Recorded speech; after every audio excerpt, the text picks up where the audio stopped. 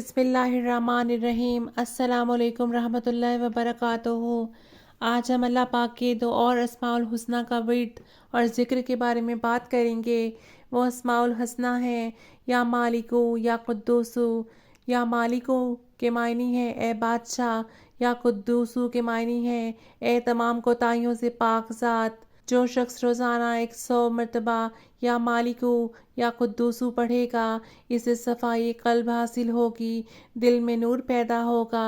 فجر کی نماز کے بعد ان دونوں اسماء الحسنہ یا مالکو یا قدوسو کو ملا کر تعداد 313 مرتبہ پڑھنے سے مال و دولت میں اضافہ ہوتا ہے، اور اس کے ساتھ ساتھ عزت اور مرتبہ میں بھی اضافہ ہوتا ہے۔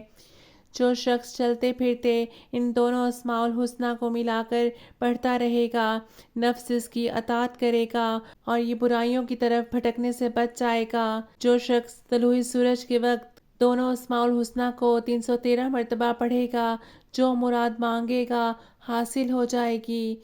اگر کسی شخص کو اپنی نوکری سے معزولی کا ڈر ہو، اسے چاہیے کہ وہ روزانہ یا مالکو کا بکثرت ورد کرے۔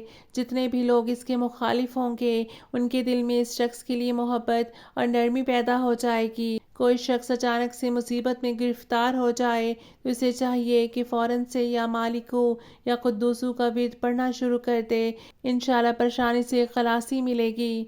صاحب جداد بننے کے لیے یہ دونوں اسماء الحسنہ بہت ہی اپنے اندر افادیت اور برکت رکھتے ہیں، جیسا کہ اوپر بیان کیا گیا ہے۔ اگر کوئی شخص کسی دوسرے شخص کو بار بار تنگ کرتا ہو، فتنہ و فساد پھیلاتا ہو اور دشمنی رکھتا ہو، اسے چاہیے کہ شرینی پر 319 مرتبہ یا قدوسو پڑھ کر اس دشمنی پالنے والے شخص کو کھلا دے تو وہ شخص مہربان ہو جائے گا۔ کوئی شخص اپنے خاص مقصد کے لیے ایک لمبے عرصے سے اس کی تگ و دو میں لگا ہوا ہو اور اس کو اس کا مقصد تاحال نصیب نہ ہوا ہو، تو ایسے شخص کو چاہیے کہ خلوت میں 1000 مرتبہ روزانہ یا مالکو یا قدوسو کی تسبیح 40 روز تک کرے، اور جب مکمل تسبیح کر چکے تو کچھ ہدیہ کے طور پر ادا کر دے تو انشاءاللہ مقصد پورا ہو جائے گا۔ اگر کوئی شخص کسی موذی بیماری میں مبتلا ہو جائے تو اس کو چاہیے کہ تہجد کے وقت 1000 بار یا قدوسو پڑھے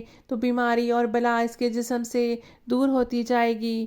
نماز جمعہ کے بعد 150 مرتبہ سبوح قدوس رب الملائکۃ والروح پڑھ کر اور روٹی کے لقمے پر شہادت کی انگلی سے ایک بار اس پوری آیت کو لکھے اور پھر کھا لے، وہ تمام زندگی کے لیے آفات سے محفوظ ہو جائے گا، اور اس کی عبادت کی توفیق میں اس کو اللہ کا قرب بھی نصیب ہوگا، اور ساتھ کے ساتھ اس میں فرشتہ صفت جیسی صفات بھی پیدا ہو جائیں گی۔